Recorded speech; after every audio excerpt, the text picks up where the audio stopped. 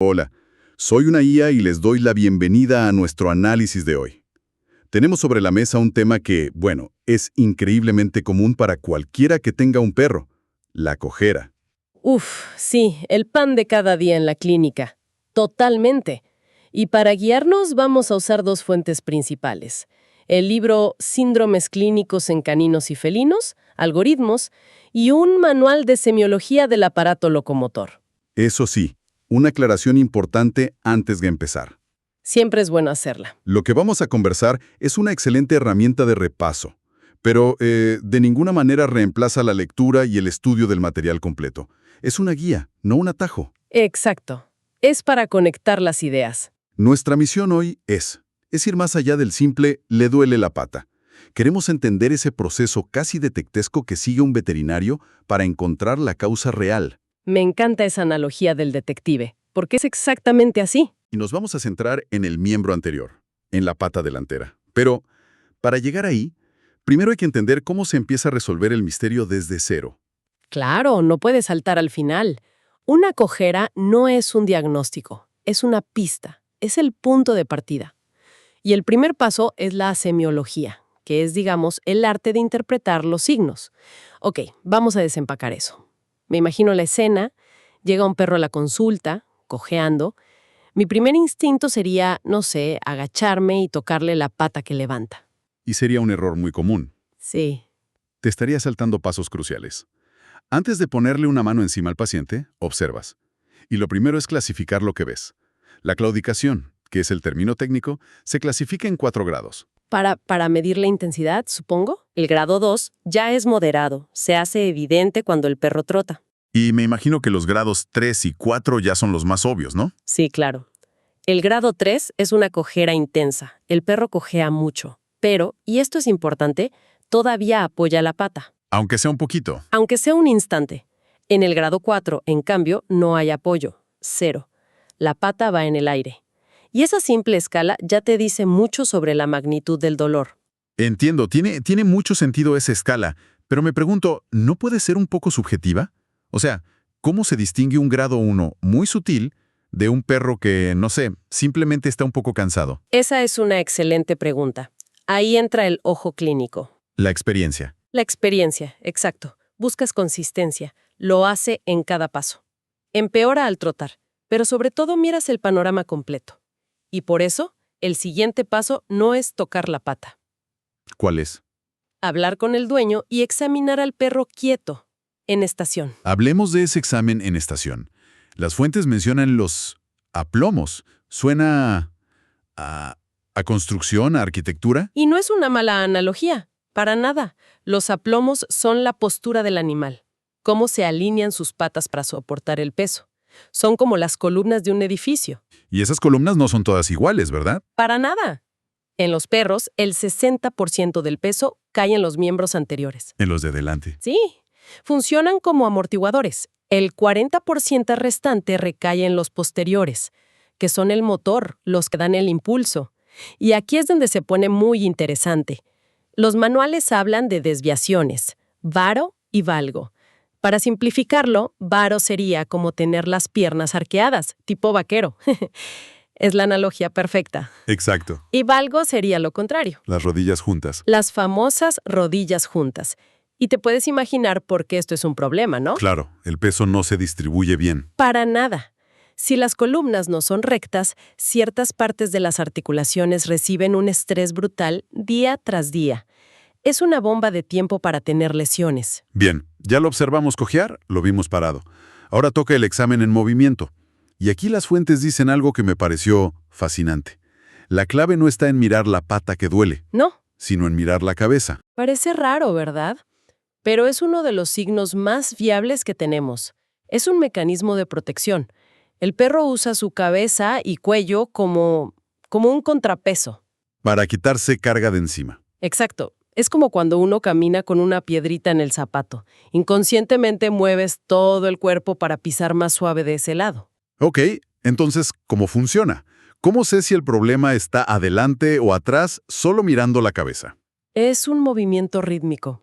Si el problema está en una pata delantera, el perro levanta la cabeza justo antes de apoyar esa pata que le duele. Como diciendo, ¡ay, ahí viene! Justo. Y al contrario, baja la cabeza al apoyar la pata sana. Como un alivio. Uf, aquí sí puedo cargar. El resultado es un cabeceo. ¿Y si el problema es en una pata de atrás? Se invierte.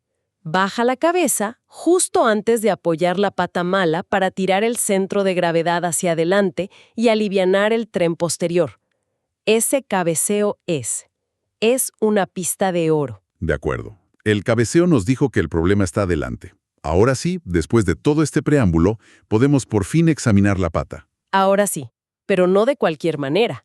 Se hace de forma sistemática. Hay un orden. Siempre. Y la regla de oro es de distal a proximal, o sea, de los dedos hacia el hombro. Hacia arriba. Exactamente. Revisas uñas, almohadillas, los espacios entre los dedos, buscando cualquier cosa. Y luego empiezas a palpar hueso por hueso, articulación por articulación. Y me imagino que comparando con la otra pata. Siempre.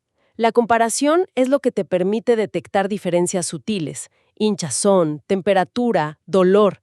La pata sana es tu referencia, tu control. El libro Algoritmos tiene un enfoque que me pareció brillante.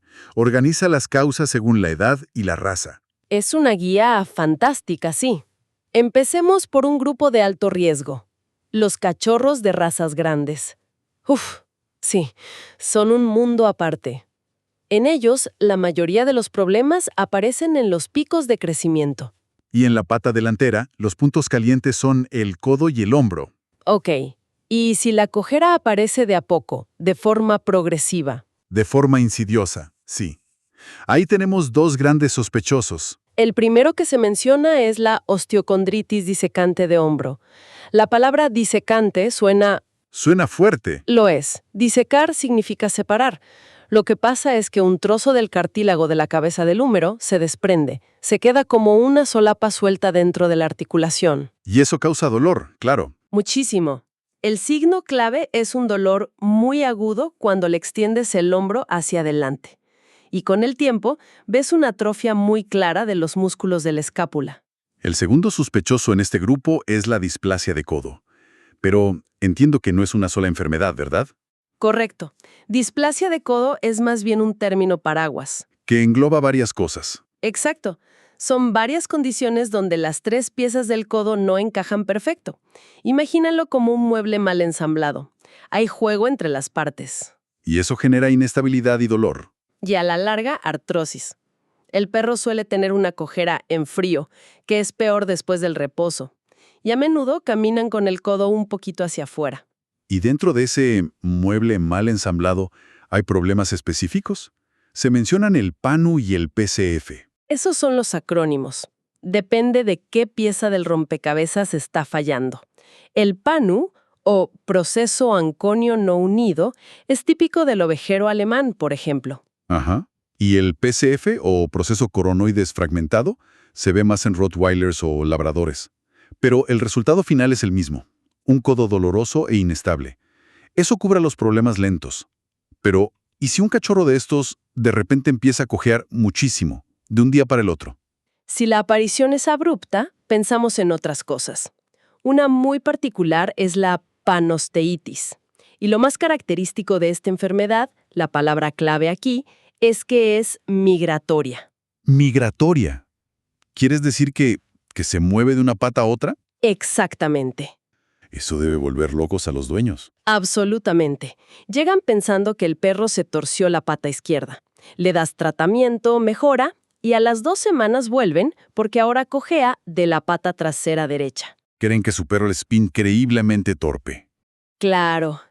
Y explicarles que es una sola enfermedad que se manifiesta en distintos huesos es fundamental. Y hay otra de aparición abrupta que suena aún más seria, la osteodistrofia hipertrófica, u ODH. Sí, la ODH es un cuadro mucho más grave. No es solo cojera. Viene con fiebre alta, el perro no quiere comer, está decaído. Está realmente enfermo. Muy enfermo. Y el dolor es terrible, localizado en los extremos de los huesos largos. En las radiografías tiene una firma casi única, lo que llamamos un signo patognomónico. una doble línea de fisis. Bien, eso cubre el campo minado de los cachorros. Pero ¿qué pasa cuando llegan a adultos? ¿Son problemas nuevos o son las consecuencias de lo que pasó en la juventud? Esa es la pregunta del millón. Y la respuesta es que, muy a menudo, son las consecuencias. Son bombas de tiempo. Exactamente.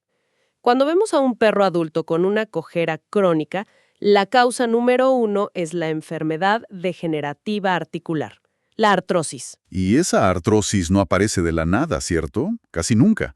Es la secuela directa de esa displasia de codo, de esa OCD que no se manejó bien de cachorro. Y esto es importante. Muchos de esos cachorros que los dueños decían que eran muy tranquilos, en realidad eran cachorros con dolor. Claro. Y ese dolor silencioso explota años después como una artrosis avanzada. Aparte de la artrosis, ¿hay alguna otra causa común en adultos? Sí, otra bastante frecuente, sobre todo en perros activos, es la tenosinovitis bicipital. Es una inflamación del tendón del bíceps justo en el hombro. Una lesión por sobreuso, como los atletas. Ok. ¿Y si la cojera en un adulto es ya muy severa, grado 3 o 4? Ahí, lamentablemente, el panorama se oscurece. Tenemos que pensar en causas más graves, como tumores, principalmente tumores óseos. El más común es el osteosarcoma, y este tumor tiene una regla de oro en el miembro anterior, una que todo clínico se sabe de memoria, lejos del codo. Lejos del codo. ¿Qué significa eso exactamente? Significa que casi siempre aparece en la parte de abajo del radio, cerca de la muñeca, o en la parte de arriba del húmero, cerca del hombro. Pero casi nunca en el codo mismo. Es rarísimo. Y esa regla de localización es una pista diagnóstica potentísima. Y aquí llegamos a una conexión que, sinceramente, cuando la leí, me voló la cabeza. Después de todo este trabajo, de revisar la pata de arriba a abajo, resulta que la respuesta puede ser que la pata está perfecta. Parece frustrante, ¿verdad? Pero es un paso diagnóstico crucial. Es el momento en que te das cuenta de que has estado buscando en la escena del crimen equivocada. Y te obliga a buscar en otro lado. Y ese otro lado, muy a menudo, es la columna cervical, el cuello. ¿Cómo es posible que un problema en el cuello se manifieste como una cojera en la pata? Es un caso clásico de dolor referido.